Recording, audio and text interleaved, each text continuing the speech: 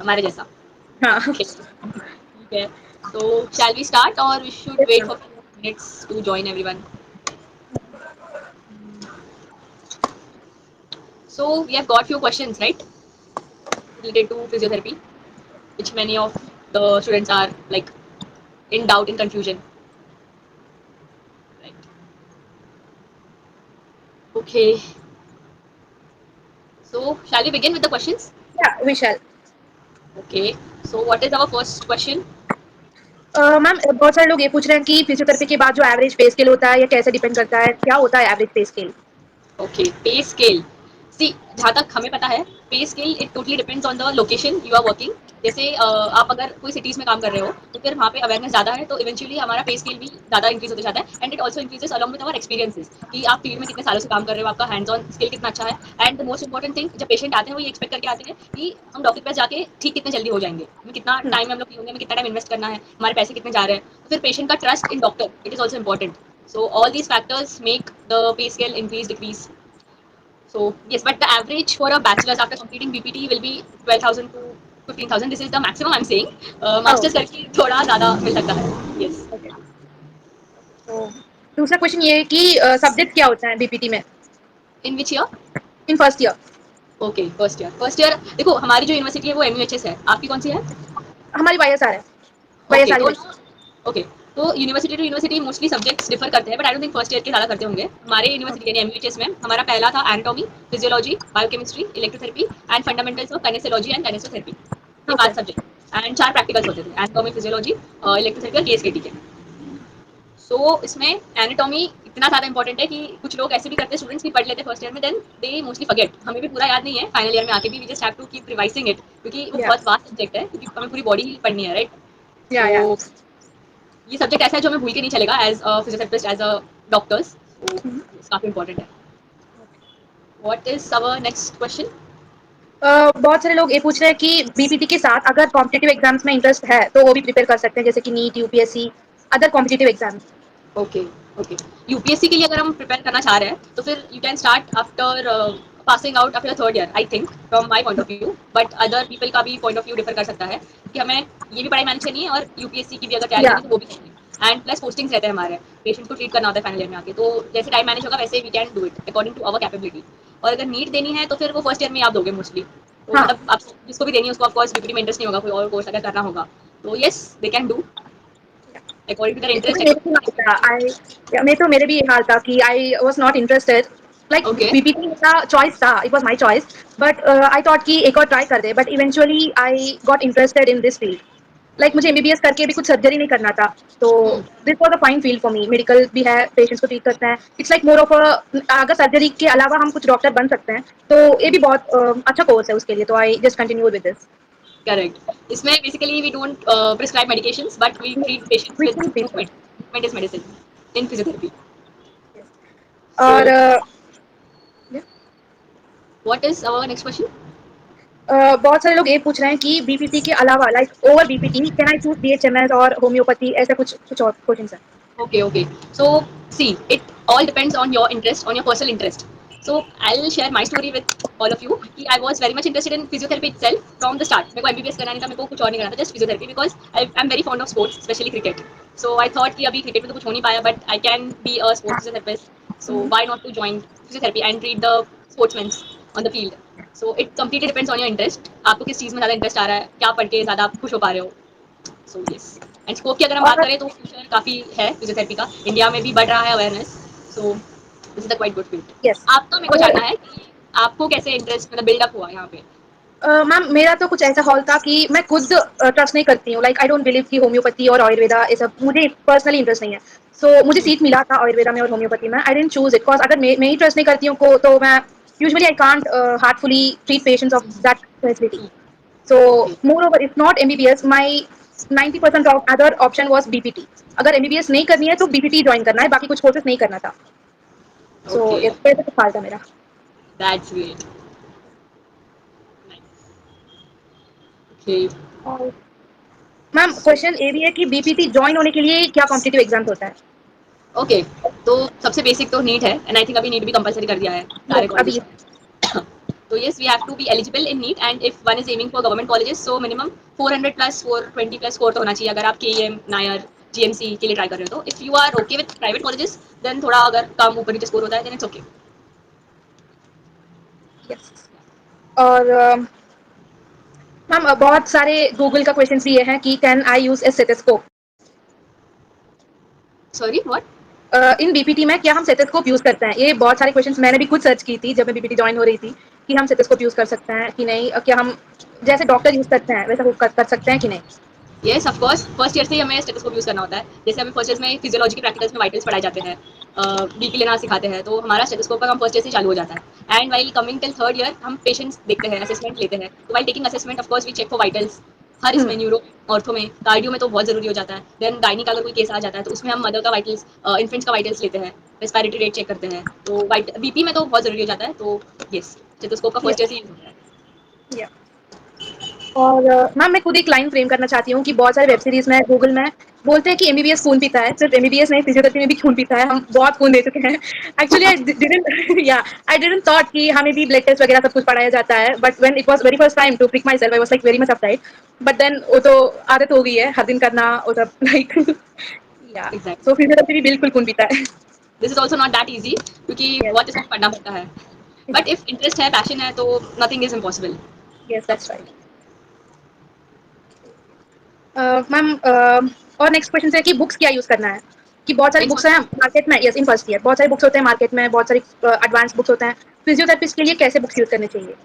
Okay, so we'll start with our basic and most important subject anatomy, which is my personally favorite. So I am starting with it. So मैंने तो BDC use की थी 4 volumes होते हैं उसमें एक विश्राम सिंह करके भी है और अगर आपके पास बहुत सारा टाइम है पढ़ने के लिए तो you can go for grace but बाकी जो भी सब्जेक्ट्स है तो I think you can use BDC 4 volume और इंपॉर्टेंट क्वेश्चन तो करने ही है but just don't focus on the important question हमें सब पढ़ना है क्योंकि फर्स्ट ईयर में आपके पास टाइम है कि you can make your base make your anatomy very strong second third fourth year में आपको रिवाइज करने के अलावा ऑप्शन नहीं है और आपके पास पेशेंट्स इंपॉर्टेंट क्वेश्चन वाले नहीं आएंगे कोई भी आ जाएगा यस। पेशेंट राइट सो या बीडीसी आप यूज कर सकते हैं आयरन के लिए फिजियोलॉजी के लिए आई यूज सेम्बुलिंगम इसमें भी और है एके जैन है जीके पाल है और गाइटन है सो अगर बहुत ज़्यादा टाइम है then you can go for Guyton but Sembulingam में लैंग्वेज काफ़ी ईजी दी है और समझना भी ईजी है सो मैंने इस पर भी वीडियो बनाई है सो किसी को चेक करनी होगी तो या they can check that out and next coming towards biochemistry के लिए Satyanarayana which book did you use for biochemistry well ये सत्यनारायण जी यूज किए थे हम, जो कुछ भी बहुत वेल नोन का सब्जेक्ट ऑथर्स हैं सिर्फ उन्हीं का खरीदी थी मैंने। यस सो एक कंसाइज वाली भी आती है सत्यनारायण की okay. Do you have that एकदम नहीं छोटी नो नो आती जो बड़ी वाली बुक है सिर्फ वही यूज करती थी, है okay essential subject. Okay so yes electrotherapy के लिए Clayton is the best and again BK Nanda उसमें भी लैंग्वेज काफ़ी इजी इजी टू अंडरस्टैंड है एक बार अगर हम पढ़ लेंगे तो अच्छे से समझ आ जाएगा वो और काफ़ी कॉलेजेस में भी अभी मतलब टीचर्स का थोड़ा फैकल्टीज का थोड़ा इशू हो रहा है सो इसमें टेंशन लेने की बात नहीं है अगर नहीं भी पढ़ा रहे तो ऐसे सब्जेक्ट है इलेक्ट्रोथेरेपी और केएसकेटी कि we can manage it by doing self study तो उसके मैम लिए और एक बात बताऊँ, क्लेटन हमारे कॉलेज में इलेक्ट्रोथेरेपी सेकंड ईयर का सब्जेक्ट है। ओके ओके फर्स्ट ईयर में नहीं है फर्स्ट ईयर में नहीं, फर्स्ट ईयर में आता है साइकोलॉजी और सोशियोलॉजी। ओके ओके हमें वो सेकेंड ईयर में साइकोलॉजी और सोशियोलॉजी या सो फंडामेंटल्स ऑफ काइनेसियोलॉजी एंड काइनेसियोथेरेपी में वी यूज डीना गार्डिनर जो पूरा बेसिक फिजिक्स है उसमें पहला चैप्टर आपको ऐसे टिप ऑफ द टंग पे होना चाहिए आपके फर्स्ट ईयर में कि मोस्टली 3 मार्क्स के लिए क्वेश्चंस वहीं से पूछते हैं फिर for massage you have one topic right for that you can use Margaret Hollis okay. Goniometry के लिए एक सिंथर ऑर्गन्स फॉर गोनियोमेट्री करके बुक है उसके रेंज ऑफ मोशन से एकदम प्रॉपर है और लाइक वैलिड है इन केस आपको वाइवा में पूछते हैं कि what is the correct and range of motion for elbow flexion तो आप कुछ भी पता अगर बोल दोगे तो आपको हो सकता है एग्जामिनर आप इसका रेफरेंस पूछे तो सिंथर ऑर्गन्स फॉर गोनियोमेट्री वही बोलना है गूगल नहीं बोलना ओके वैसे ऐसे ऐसे केस हुआ था हमारे प्रैक्टिकल में, कुछ गलत आंसर बता दिए थे एक स्टूडेंट ने और सर पूछे थे कि तुमने कहाँ से पढ़ी थी, तो उसने सीधा सीधा बोल दिया कि हाँ मैंने गूगल में पढ़ी थी। ओह माय गॉड फिर तो उसके मार्क्स कट हो गए होंगे बिल्कुल अभी पता चलना पड़ता है रिजल्ट के बाद।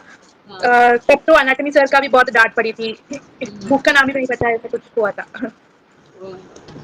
हाँ ऐसा भी होता है कभी कभी कि ये लोग केस के प्रैक्टिकल्स में एनाटॉमी डाल देते हैं अभी सपोज आपको गोनियोमीटर आ गया है for shoulder elbow flexion and extension तो पूछ सकते हैं कि एल्बो फ्लेक्शन के कौन से मसल्स है नेम द ओके। मसल्स आपने चलो मसल्स भी बता दिए तो ऐसा होता है ना कि एग्जामिनर को कहीं ना कहीं तो आपको स्टॉप करना है तो फिर वो पूछेंगे कि ओके मसल्स बता दिए इसका ओरिजिन इंसर्शन बताओ ओके नर्व सप्लाई बताओ ऐसे वो यस। पूछ सकते हैं थोड़ा डीप जाने के लिए सो ऐसा नहीं एनाटॉमी का प्रैक्टिकल हो गया पेपर हो गया तो भूल जाओ नहीं यू हैव ऐसा टू नहीं। कीप रिवाइजिंग यस और मैम क्वेश्चन ये भी था कि किसमें ज्यादा फोकस करना पड़ता है, थ्योरी में या प्रैक्टिकल्स में? थियरी और प्रैक्टिकल सी थियरी में तो करना ही है अगर आपका थियरी स्ट्रांग होगा तो उसके बेसिस पे you will perform your practicals, उसके नॉलेज के बेसिस पे, राइट? अगर आपको मसल्स पता होंगे बॉडी में कौन से कहाँ है और उसका फंक्शन क्या है, तो you will be able to connect it with your practicals कि पेशेंट का हमें रेंज ऑफ मोशन इंप्रूव करना है, तो रेंज ऑफ मोशन इंप्रूव करने के लिए पेशेंट का कौन सा मसल वीक है, तो उस मसल का हम पहले स्ट्रेंथ बढ़ाएंगे तो उससे रेंज ऑफ मोशन इंप्रूव होगा। ये जस्ट मैंने एग्जाम्पल दिया रेंज ऑफ मोशन इंप्रूव करने के और काफ़ी अलग टेक्निक्स है। सो थियरी पे भी फोकस करना है, थियरी हो जाने के बाद प्रैक्टिकल्स पे आना है। वैसे हमारे कॉलेज में प्रैक्टिकल्स पहले था, प्रैक्टिकल्स के ओके बाद एग्जाम्स थे, और प्रैक्टिकल्स और एग्जाम्स के बीच में बहुत कम टाइम था। सो हमने प्रैक्टिकल्स के लिए पढ़े ही नहीं है स्पेसिफिकली, जो भी थ्योरी के लिए पढ़े थे सिर्फ वही आंसर सब वैसे ही प्रिपेयर करके आए थे। और अंदर आ जाने के बाद पता चला कि वैसे थ्योरी का क्वेश्चन पूछते ही नहीं है। ओके, तो तो तुम्हें कैसे इतना लगा? बड़ा-बड़ा क्वेश्चन हम प्रिपेयर करते हैं थ्योरी के लिए, लाइक एंटायर शोल्डर का हम प्रिपेयर करते जाते हैं। सिर्फ प्रैक्टिकल्स में सिर्फ ये पूछा गया कि सिर्फ एक्शन बताओ या मसल्स बताओ, सिर्फ ऐसे ही पूछे जाते हैं। तो उसके बाद पता चला कि प्रैक्टिकल के लिए सेपरेटली 1-2 दिन पढ़ना पड़ता है प्रैक्टिकल के पहले, जो शॉर्ट होता है वैसे। ओके, और तुम्हें केस अलॉटमेंट कैसे हुआ था? मतलब केसेस पहले दे दिए थे या ऑन द स्पॉट कैसे हुआ था वो प्रैक्टिकल्स कौन के से लिए? कुछ हमारे प्रैक्टिकल्स के लिए। प्रैक्टिकल फिजियोलॉजी और एनाटॉमी था। ओके, केस केटी के नहीं थे और हाँ, वो तो इलेक्ट्रिकल सेकंड ईयर में है। Second year. Okay, Atharva is saying hi. Hi Atharva. Okay, so what is the next question? और नेक्स्ट क्वेश्चन है कि should we have a laptop और iPad, should we have it और not? Okay, so first second year में तो I don't think it is necessary, क्योंकि आप phone से भी यूट्यूब पे वीडियो लेक्चर्स वगैरह अटेंड कर सकते हो। थर्ड ईयर में भी it is not that much necessary. Coming to final year हमें सिनॉप्सिस प्रिपेयर करने होते हैं, थोड़ा रिसर्च वर्क रहता है। तो अगर होगा लैपटॉप तो इट्स ऑलवेज गुड, बट अगर नहीं भी है तो you can prepare your synopsis your research work in the computers which are available in library. Okay. तो again it depends from person to person कि हमें कैसा सूटेबल है, कैसे हम मैनेज कर पा रहे हैं, कैसे हम कंफर्टेबल है और कितना जल्दी हमारा काम हो पा रहा है। या मैम क्वेश्चन ए भी है कि डू वी हैव एप्रॉन्स और स्क्रब्स? ओके, एप्रन्स तो येस, प्रैक्टिकल्स में हमें पहनना ही होता है एप्रन्स, और अदरवाइज भी हम अगर कोई हॉस्पिटल जा रहे पोस्टिंग्स में तो एप्रन्स आर मस्ट। तो येस, और स्क्रब्स की बात करें तो फिर हमें तो ऐसा था कि जिनको सर्जरीज देखने में इंटरेस्ट है, तो जब हम ओटी में जाते हैं तो we can't go in our uniform और casual clothes, we have to wear the scrubs which are provided either by the hospital or we can buy our own scrubs, but as such इतना compulsory नहीं है। Okay. Yeah. Ma'am question ये है कि कैसे college कैसे choose करनी चाहिए, अगर फिजियोथेरेपी हम ज्वाइन होना चाह रहे हैं तो कॉलेज कैसे चूज करना है?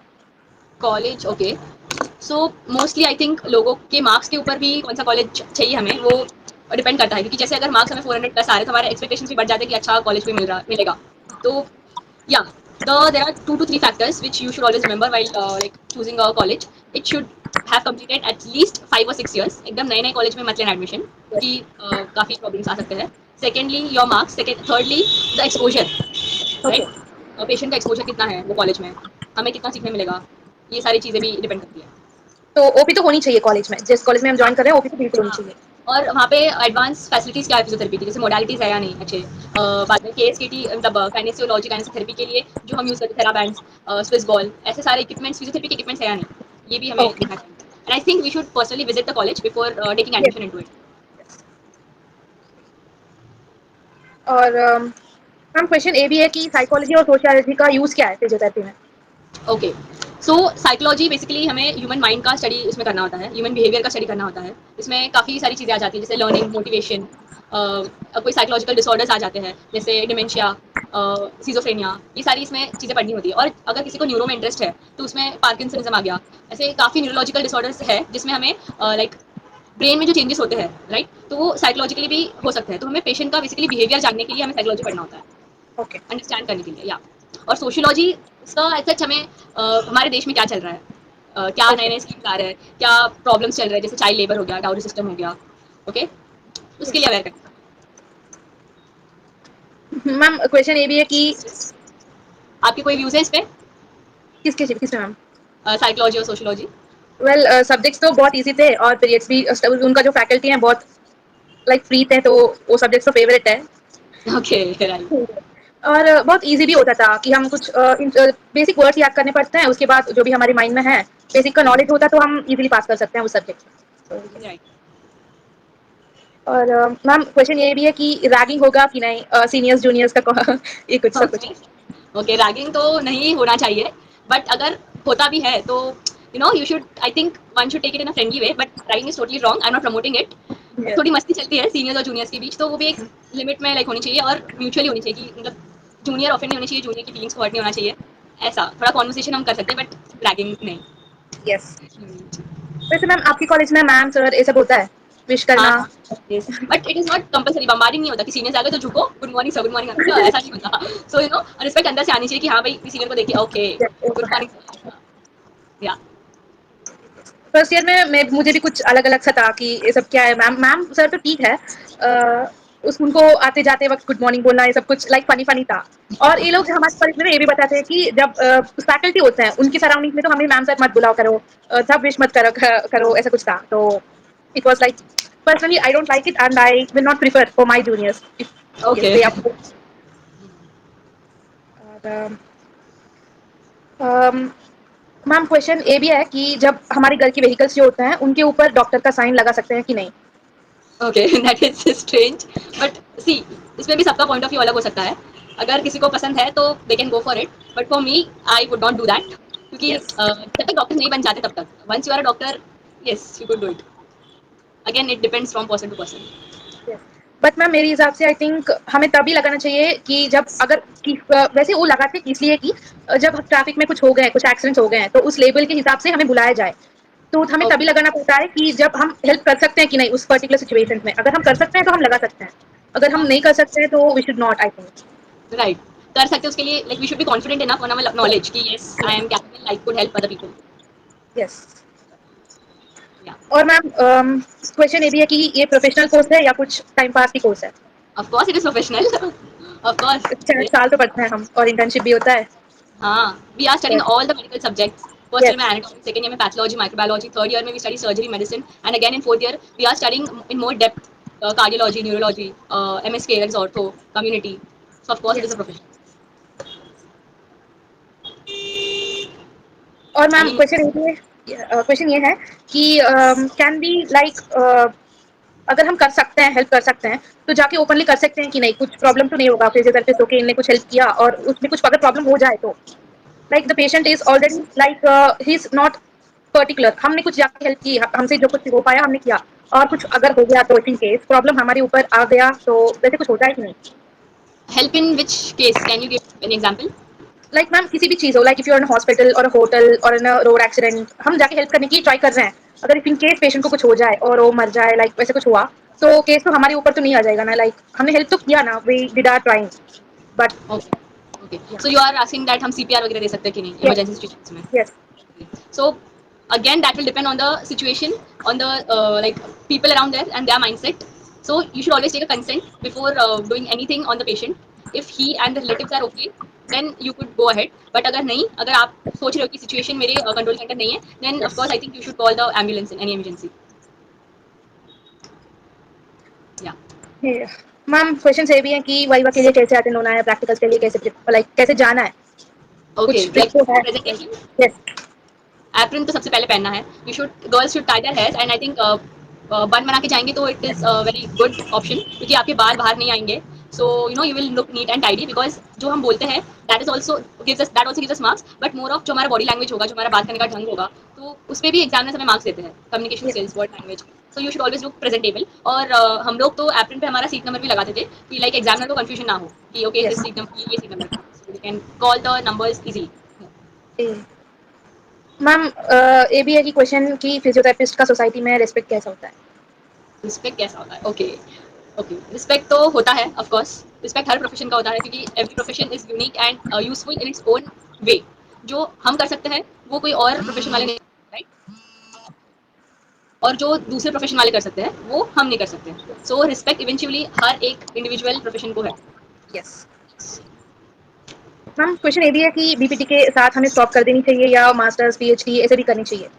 Okay, okay, see that will depend on the student itself. अगर स्टूडेंट में कितनी पढ़ने की इच्छा है, ओके, तो he can go till PhD also, क्योंकि PhD is the like doctor of physiotherapy, right? और अगर कोई सेटिस्फाइड है कि नहीं मैं बैचलर्स में खुश हूँ, now I want to start my earning, so he can go with bachelors also. But अगर आपको किसी एक फील्ड में एक्सेल करना है, जैसे कि न्यूरो हो गया, so you want to be like an expert in neuro physiotherapy, so yes of okay. Course you should go for masters. Ma'am question ये भी है कि योगा और फिजियोथेरेपी सेम है या डिफरेंट है? Yoga and physiotherapy are like दोनों प्रोफेशंस अलग है, बट कुछ एक्सरसाइजेस है वो कभी कभी सेम हो जाते हैं। So like we can't say कि दोनों सेम है, राइट? या काफी क्वेश्चन कवर कर लिए आज, राइट? Yes, yes. सो और कोई है क्वेश्चन और we are done? Ma'am question एक और है लास्ट का। जो भी है कैसे यूज करना है, लाइक यूनिवर्सिटी एग्जाम्स के लिए, प्रैक्टिकल्स के लिए, किस पे ज्यादा फोकस करना है और कैसे पढ़ना चाहिए पर्टिकुलरली? किस पे यूनिवर्सिटी एग्जाम्स पे फोकस करना चाहिए और what was the next? I didn't get. Focus university competitive और नॉलेज किस पे ज्यादा फोकस देनी है, और क्वेश्चन ये भी है कि किस चीज के लिए कैसे पढ़ना है। Okay, so for the first one the answer is knowledge. अगर आपका नॉलेज अच्छा होगा, आपका कॉन्सेप्ट क्लियर होगा, तो आप कोई भी चीज़ आगे फ्यूचर में कोई भी सिचुएशन आ जाए वो आप अच्छे से हैंडल कर पाओगे। So I yes, have said in my previous video also कि focus on knowledge, improving your knowledge, improving yourself better, so that you could contribute to the society in a better way, you could be a good physiotherapist, ताकि लोगों को भी अच्छा लगे कि okay इनके पास जाके हम और अच्छा ठीक हो पा रहे हैं, राइट? यस, और पढ़ना कैसे है? सो सी मैं अपना टाइम टेबल तो बता दूंगी, but again it will depend, differ and depend on individual. Okay, so as I am a morning person, मैं सुबह उठ के पढ़ती हूँ। कुछ लोग होते हैं जो रात को ज्यादा लेट तक जाके पढ़ पाते हैं, right? And there are people who study from the start like me, and there are people who study at last moment. Okay, so again yes, it depends on individual to individual, but I think one should study from the start. इससे क्या होगा कि आप सिर्फ पास होने के लिए नहीं पढ़ रहे, आप नॉलेज के लिए भी पढ़ रहे हो, आप जो पेशेंट्स देख रहे हो वो केस रिलेटेड भी आप पढ़ रहे हो, तो इवेंचुअली आपका नॉलेज भी इंक्रीज होता जा रहा है, आपका ब्रेन भी और एक्सपांड होता जा रहा है, राइट? सो यस, पढ़ाई रोज कंसिस्टेंट रखनी चाहिए, एटलीस्ट 1 hour 2 hour, इतना तो you can manage. Yes. Okay. या डन? यस और मैम। या कुछ क्वेश्चन? वेल, कवर हो गए हैं, काफी क्वेश्चंस कवर हो गए हैं। Okay, then it was a good session, right? Yes, yes ma'am, yeah okay, so shall we end it? Yes ma'am, sure. Okay, thank you Vaishnavi for joining. Yes, thank you so much ma'am. Okay, then see you, bye. Bye. वैसे ma'am happy Holi. Oh yeah wish happy Holi. Yes. Bye bye. Bye ma'am.